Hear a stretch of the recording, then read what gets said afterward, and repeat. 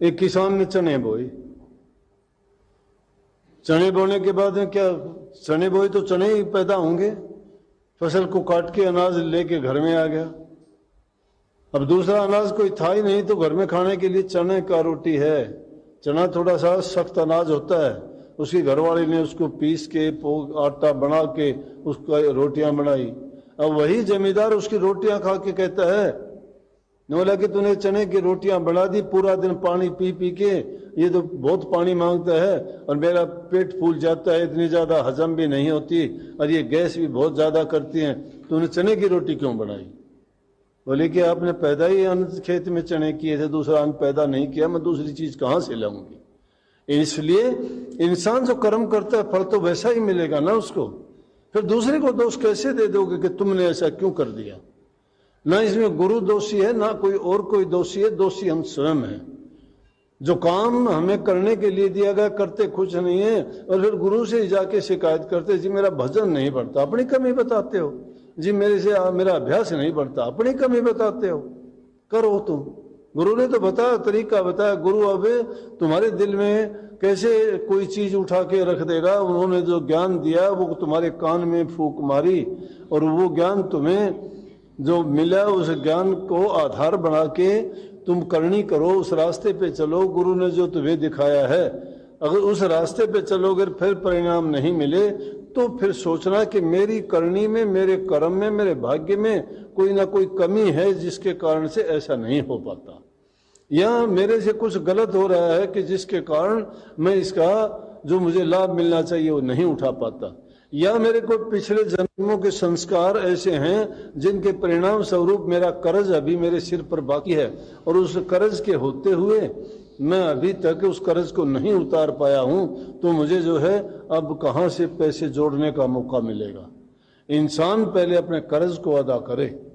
ये जन्म जन्मांतर का कर्ज आदमी के सिर पर ढोते ढोते ये 84 का चक्कर काटता। कहीं भाग्य से शुभ कर्म के करने के कारण इंसान का चोला मिल गया, हमें इंसान का चोला मिल गया शुभ कर्म करने के कारण से, तो लेकिन कर्ज तो अभी बाकी है। लेकिन शुद्ध विचार से अगर वो ध्यान करे तो उस कर्ज को भी उतार लेगा और अपने नेक कर्म करके आगे के अपने रास्ते को भी साफ कर लेगा। तो गलती क्या करते हैं हम ये सोचते नहीं है होता क्या है। हम तो बात बात पे शिकायत करते हैं, ऐसा क्यों हुआ, ऐसा क्यों हुआ। शिकायत किससे करते हो? ऐसा अपने आप को सोचो कि हाँ मेरे से हुआ होगा। इसीलिए महात्माओं ने कहा, सुन ले अनजान तेरा होत मूल नुकसान, छोड़ निज ज्ञान कहाँ फिक्र करे ज्ञान की। बड़े बड़े छत्रधारी तेजवंत रूप भारी, गए छोड़ छोड़ हाथी घोड़े रथ पाल की। 4 दिन का जीवना विचार देख लाभहान, होएगा हैरान जब हाक पड़े काल की। बिरथा बिताओ ना अटल अमोल सांस, एक एक पल जात लाख लाख लाल की।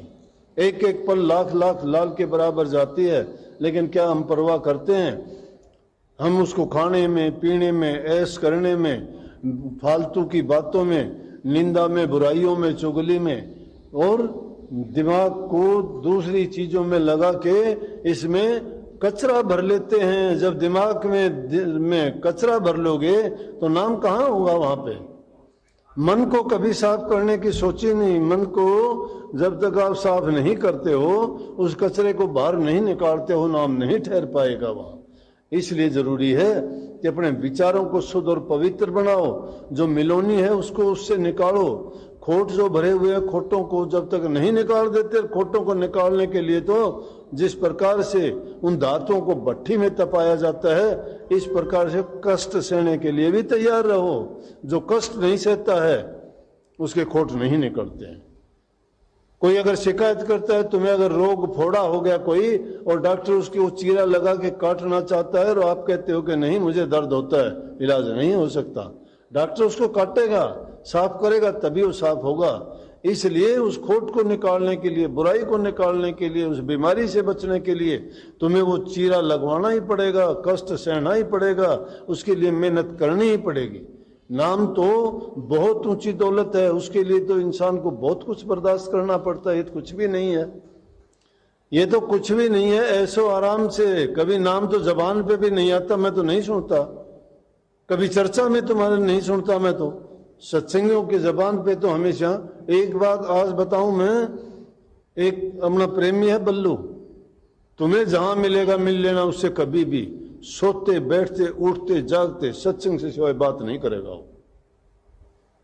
कहना नहीं चाहिए मैंने, क्योंकि ये बात को सुन के उनके मन में घमंड हो जाता है, लेकिन वो ऐसे आदमी को मैं कहता हूं भजन की भी जरूरत नहीं है, जो नाम से, गुरु के नाम से, उनकी महिमा से, सत्संग से ओतपोत जो इंसान हो जाता है, उसके दूसरे विचार ही नहीं है कोई भी। जब जहां कहीं बैठेगा, गुरु की बढ़ाई, नाम की बढ़ाई, सत्संग की बढ़ाई, जो कोई घटना होगी, अच्छी अच्छी बातें, जो भी अनजान आदमी भी उसकी बात सुन लेगा, उस आदमी के भी बुरे विचार निकल जाएंगे, उसको भी ऐसा शुद्ध और पवित्र बना देगा, वो भी नाम लेने के लिए, सत्संग सुनने के लिए, गुरु के दर्शन करने के लिए मजबूर हो जाएगा।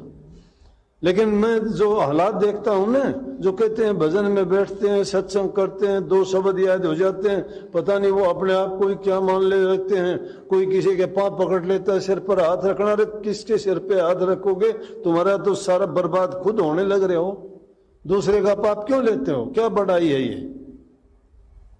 है तुम्हारे पास दूसरे को कुछ देने के लिए, हाथ रख दिया, उसके अंदर ताकत और शक्ति होनी चाहिए। पैर पकड़वाने में पता है कितना दोष लगता है, लेकिन नहीं, डूबते हैं। डूबने वाले को कौन तैयार देगा? जब इतना ही ख्याल नहीं है, इतनी समझ ही नहीं है, तो काहे के सत्संगी हो, क्या लोगे? सत्संगी के लिए तो ये थोड़ा सा अगर उसकी इज्जत और मान बढ़ाई भी मिलनी शुरू हो जाए, उसी दिन सोच लेना चाहिए कि तेरी गिरावट आ गई, तेरी गिरावट शुरू हो चुकी है, तू काल का ग्रास बन चुका है, गुरु से बेमुख हो चुका है, सत्संग से बहुत दूर जा चुका है। उसके ना नाम है पल्ला, ना सत्संग है, और ना ही वो किसी ठिकाने का रहता है। मेरे से लिखवा के ले लेंगे।